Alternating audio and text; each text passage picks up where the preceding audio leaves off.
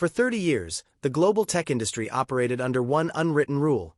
If you wanted a computer that actually worked, you had to pay a massive luxury tax. If you had $1,000 or more to spend, you lived in a world of crisp, vibrant displays, completely silent cooling systems, and processing speeds that turned intense workloads into seamless experiences. But if you belonged to the vast majority of the world tethered to a tight budget, stuck with just $300 or 5 million rupiah in your pocket, your computing reality was entirely different. You weren't purchasing a productive tool. You were buying an ongoing headache.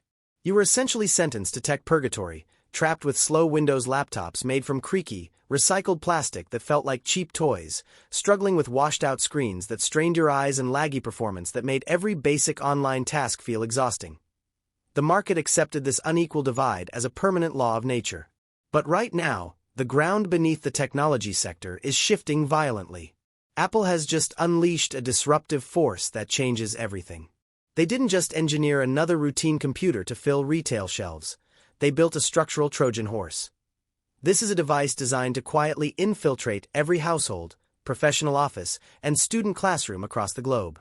It is a machine compact enough to rest comfortably in the palm of your hand, yet powerful enough to permanently disrupt the low-end Windows and Chromebook ecosystems. This is not just another product rollout. This is a complete dismantling of the industry's traditional status quo. Apple realized they do not need to force you into a $1,000 Pro machine to win the wider computing war. They simply need to get you through the front door. They want you integrated into their ecosystem, and they are using low-cost hardware to kick that door off its hinges. Now, that exact formula is reshaping desktop computing as well. Imagine an ultra-compact, entirely fanless desktop starting at an aggressively low price point, spelling a swift end for obsolete, low-end plastic desktop towers. There is a strategic reason why this evolution is happening right now. On the horizon, hardware roadmaps point toward powerful new desktop refreshes featuring massive performance jumps in both CPU and GPU architectures over previous generations. This professional-grade performance is packed into enclosures no larger than a small book. However, elite power naturally brings higher price tiers. That pricing structure leaves an open vacuum in the entry-level segment, and Apple refuses to leave that space wide open for Windows competitors like Dell, HP, or Lenovo to claim. This creates a serious problem for legacy PC manufacturers like Asus, Acer, and HP. While those brands struggle with thin margins and complex supply chains, vertical integration allows for a luxury tier experience at a mass-market price. This strategy also serves as a direct challenge to the educational Chromebook market. For over a decade, Google dominated classrooms simply because budget alternatives did not exist. But looking honestly at traditional school-issued laptops, many function as temporary hardware destined for early retirement. After a year of heavy student use, plastic hinges weaken, chassis components discolor, and software performance crawls, eventually turning them into electronic waste.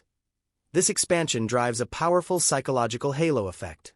Placing an affordable entry-level device on a desk naturally encourages users to sync their mobile phones, tablets, and wireless accessories into the same digital environment. The initial hardware serves as a welcoming entry point into a broader network of software and cloud services, generating sustainable long-term value. Technical optimization also extends to system memory management. While traditional operating systems demand massive amounts of RAM just to stay responsive, tight integration between custom silicon and operating system code allows modest memory configurations to perform with exceptional speed. Advanced memory compression and efficient swap file handling ensure that everyday multitasking remains snappy and fluid. Environmental durability represents another major advantage. Standard budget PCs are often constructed with cheap cooling fans that accumulate dust and thermal pastes that degrade quickly over time. Solid-state, fanless architectures with minimal moving parts offer superior longevity. Systems purchased today remain reliable and responsive years down the line, changing the financial calculation for households that want long-term durability rather than short-term replacements. As computing moves deeper into the era of localized artificial intelligence, efficiency matters more than raw brute force. While traditional desktop operating systems require heavy power-hungry hardware to process modern AI workloads, highly optimized mobile architectures handle intelligent tasks locally, keeping systems cool and responsive.